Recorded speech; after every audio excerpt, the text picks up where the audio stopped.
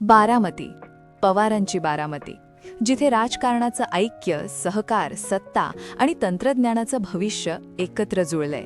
या आज बारामतीच्या मातीत नेत्यांचे निर्णय आणि उद्योगपतींच्या स्वप्नांनी 2 दशकांपूर्वी एक अनपेक्षित नातं तयार झालं.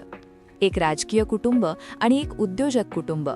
मंडळी, मी बोलतोय अदाणी आणि पवार कुटुंबाबद्दल. तसं तर या दोन्ही कुटुंबातलं नातं नवीन नाही. 2 दशकांहून अधिक काळाचा हा संबंध. कधी शिक्षण, कधी विकास, कधी उद्योग, तर कधी पडद्यामागचं राजकारण या निमित्तानं दिसत आलाय. 2022 मध्ये अदाणी बारामतीत आले होते. आज पुन्हा आले, पण यावेळची परिस्थिती वेगळी आहे. कारण आज राज्यात सत्ता संघर्ष चालू आहे. सगळ्यांचंच महानगरपालिकांवर लक्ष आहे. आणि अशा वेळी काका पुतण्या अदाणी एकाच मंचावर दिसणं हा योगायोग मानायचा की राजकीय संदेश? बारामतीच्या मातीवर उभी राहिलेली विद्या प्रतिष्ठानच्या Sharadchandra Pawar centre of excellence in artificial intelligence ही वास्तू फक्त शिक्षणाचं केंद्र नाही, तर सध्याच्या राजकारणात सगळे एकत्र आहेत असा संदेश देणारी प्रतिकात्मक फ्रेम ठरते. म्हणूनच आज प्रश्न फक्त AI सेंटरचा नाही, तर प्रश्न आहे महापालिका निवडणुकांच्या आधी ही भेट काय संकेत देते आणि पवार अदाणी मित्र कसे झाले, या प्रश्नांची उत्तरं सांगणारा हा सगळा व्हिडिओ. नमस्कार, मी प्रथमेश आणि तुम्हाला तर माहितीये, विद्या प्रतिष्ठानच्या Sharadchandra Pawar centre of excellence in artificial intelligence या वास्तूचं उद्घाटन शैक्षणिक आणि तंत्रज्ञानाशी संबंधित घटना वाटते. मात्र महाराष्ट्राच्या सध्याच्या राजकीय संदर्भात पाहिलं तर ही भेट फक्त AI किंवा शिक्षणापुरती मर्यादित राहत नाही. गौतम अदाणी आणि शरद पवार यांचं नातं नवीन नाही. मीडिया रिपोर्ट्सनुसार हे संबंध 2 दशकांहून अधिक काळाचे आहेत. उद्योग, शिक्षण आणि संस्थात्मक पातळीवर सुरू असलेला हा संवाद 2022 मधील बारामतीमधील सायन्स अँड इनोव्हेशन ॲक्टिव्हिटी सेंटरपासून ते आजच्या AI सेंटरपर्यंत विस्तारलेला दिसतो. त्यामुळे या कार्यक्रमाकडे नवीन मैत्री म्हणून पाहण्यापेक्षा अदाणी आणि पवार यांच्या मैत्रीचा पुढचा टप्पा म्हणून पाहणं अधिक योग्य ठरतं. मात्र यावेळची भेट वेगळी आहे. कारण जरी विद्या प्रतिष्ठानच्या Sharadchandra Pawar centre of excellence in artificial intelligence या वास्तूचं उद्घाटन असलं, तरी राज्यात महापालिका निवडणुकांची पार्श्वभूमी, NCP मधील फूट आणि शरद पवार अजित पवार यांच्यातील राजकीय अंतर या सगळ्या मुद्द्यांमुळे ही भेट केवळ औपचारिक राहत नाही. या कार्यक्रमात संपूर्ण पवार कुटुंब एकत्र दिसलं. शरद पवार, सुप्रिया सुळे, अजित पवार, सुनीत्रा पवार, रोहित पवार आणि योगेंद्र पवार हे सगळेच एका मंचावर उपस्थित असणं विशेषतः सध्याच्या राजकीय परिस्थितीत सहज दुर्लक्ष करता येणार नाही. यामुळे काका पुतण्या एकत्र येण्याच्या चर्चांना नव्यानं हवा मिळते. पण या सगळ्या राजकीय रणधुमाळीत चर्चा होतीये अदाणी आणि पवार यांच्या मैत्रीची, आणि त्यात भर पडते अजित पवारांच्या भाषणाची. त्यांनी उद्घाटन सोहळ्यात बोलताना सांगितलं की गौतमभाई बारामतीत पवार साहेबांना दिवाळीच्या शुभेच्छा द्यायला येतात, भेटायला येतात. त्यांचं आज पुन्हा बारामतीत आगमन झालंय.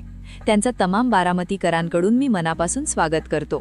त्यामुळे पवार आणि अदाणी यांची मैत्री खूप जुनी हे स्पष्ट होतं. सोबतच बारामतीमध्ये Sharad Pawar centre of excellence in artificial intelligence सेंटरचं उद्घाटन उद्योगपती गौतम अदाणी यांच्या हस्ते होत आहे. या कार्यक्रमाला प्रमुख पाहुणे म्हणून गौतम अदाणी हे उपस्थित राहतात. त्याचबरोबर शरद पवारांसह अजित पवार, सुनीत्रा पवार, सुप्रिया सुळे आणि योगेंद्र पवार हे देखील या कार्यक्रमाला उपस्थित राहतात. आणि अजित पवार गौतम अदाणींचं आणि अदाणी समूहाचं तोंड भरून कौतुक करतात.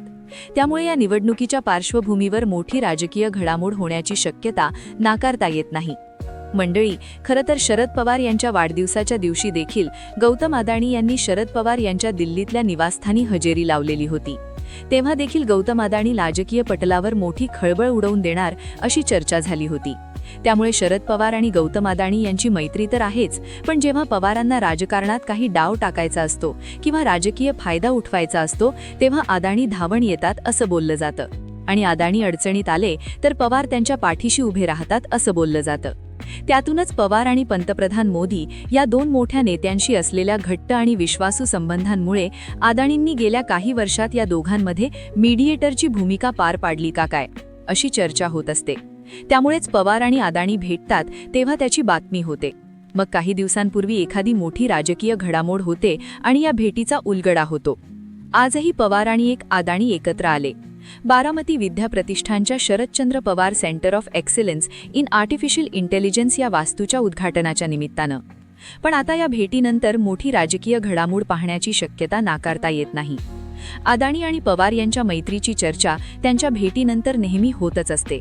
मात्र 2015 मध्ये प्रकाशित झालेल्या लोक माझे सांगाती या शरद पवारांच्या आत्मचरित्रात त्यांनी अदाणींचं कौतुक केलेलं दिसतं.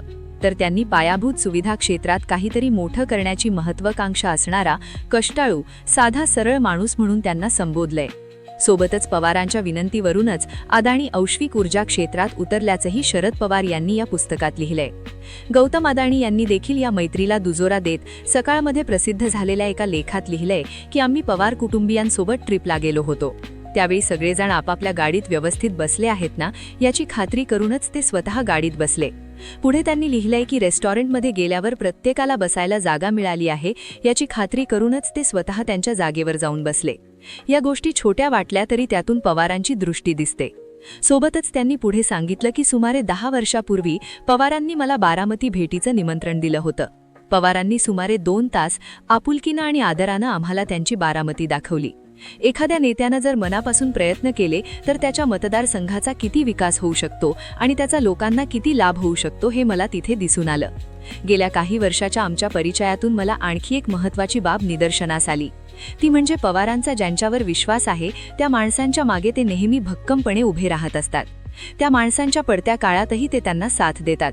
म्हणूनच तर पराड शरद पवार आणि अदाणी एकमेकांच्या उतरत्या काळात एकमेकांसोबत उभे राहतात.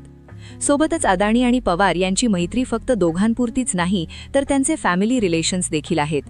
म्हणून तर आज पार पडलेल्या विद्या प्रतिष्ठानच्या Sharadchandra Pawar centre of excellence in artificial intelligence या वास्तूच्या उद्घाटनासाठी जेव्हा गौतम अदाणी बारामतीत आले तेव्हा त्यांना घ्यायला अजित पवार आणि रोहित पवार गेले. एवढंच नाही तर